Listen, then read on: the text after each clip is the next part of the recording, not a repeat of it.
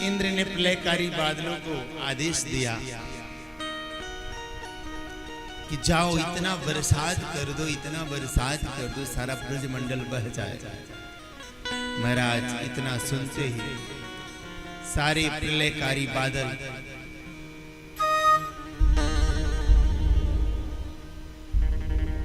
पानी भर भर के ब्रजमंडल के ऊपर जाकर के एकदम छा गए।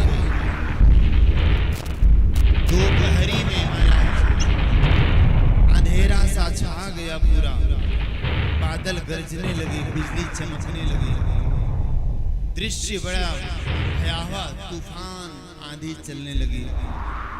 सारे ब्रजवासी इधर से उधर से भागने लगे, रस्सी के जैसी मोटी मोटी धार पड़ने लगी। महाराज सुखदेव जी कहते हैं कि स्थूला स्थूला वर्ष धारा मुंचत सुभ्रेष्ट भीक्षणशः प्लोधे प्लाव्यमाना घोरना दृश्यते नतोन्नतम्।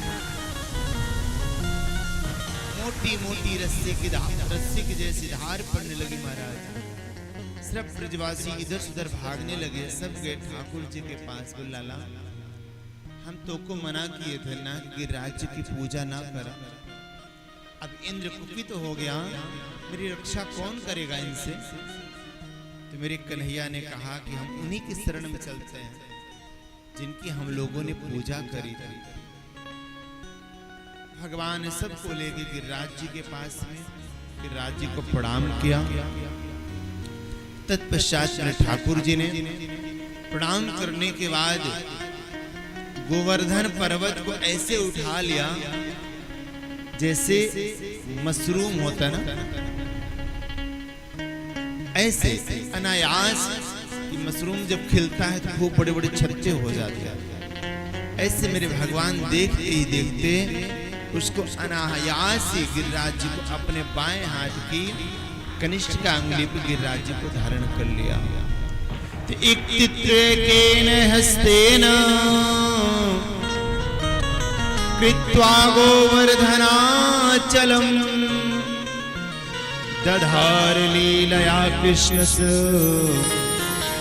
छत्रामिव बालकः। खेल खेल मेरे भगवान ने गिरिराज जी को उठा लिया। तत्पश्चात मेरे ठाकुर जी ने सब ब्रजवासियों को उसके अंदर प्रवेश करा लिया। महाराज मेरे भगवान इतना बड़ा कार्य किए हैं ना, लेकिन जरा सा मेरे भगवान के मन में अभिमान नहीं है कि मैंने गिरिराज जी को उठाया। किसी ने डंडा लगाया, किसी ने कुछ लगाया, किसी ने कुछ लगाया। मेरे भगवान कहते हैं ब्रजवासियों गिरिराज जी को मैंने अकेले नहीं उठाया, ये आप लोगों ने मिल के उठाया। कि कछु माखन को बल बढ़ो कछु गोपिन करी सहाय, श्री राधे जू की कृपा ते मैंने गिरिवर लियो उठा। किशोरी जी की कृपा से मैंने गिरिराज जी को उठाया।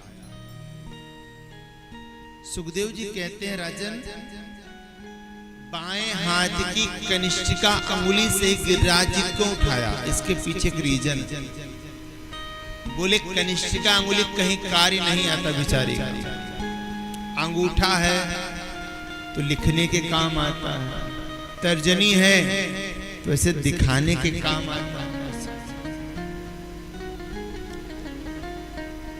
मध्यमा है तो अपने तिलक लगाने के काम आता है।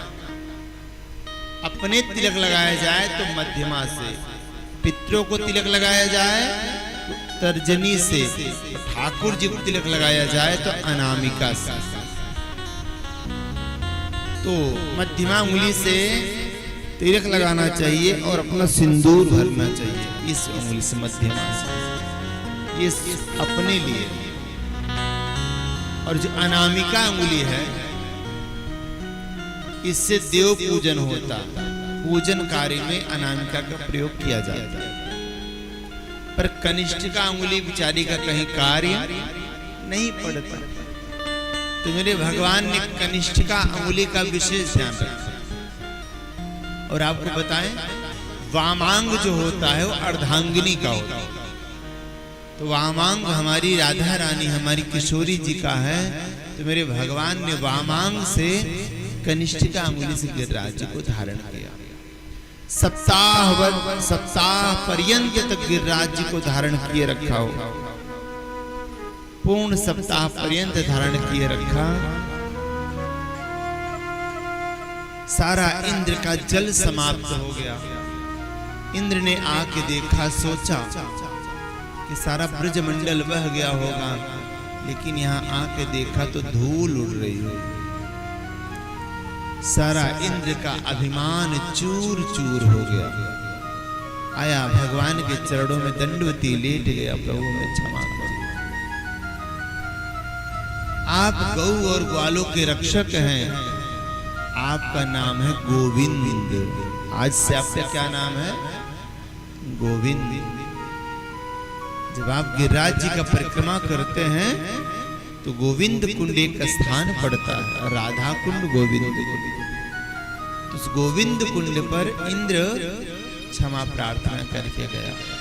मेरे भगवान ने इंद्र के अभिमान को समाप्त किया। प्यारे, किस बात का अभिमान हो? कैसा अभिमान? अपने बल का अभिमान, कि अपने ज्ञान का अभिमान, कि अपने तन का अभिमान, अपने प्रतिष्ठा का अभिमान? क्या अभिमान? कल की दुर्घटना देख करके मन बड़ा व्यथित है। जो अहमदाबाद में प्लेन क्रैश हुआ, 1:38 पर सब लोग बड़े प्रसन्न थे और 1:40 में सब रात हो गए। मात्र 2 मिनट के। महाराज, कुछ नहीं पता कब किसके साथ क्या घटना घटित हो जाए।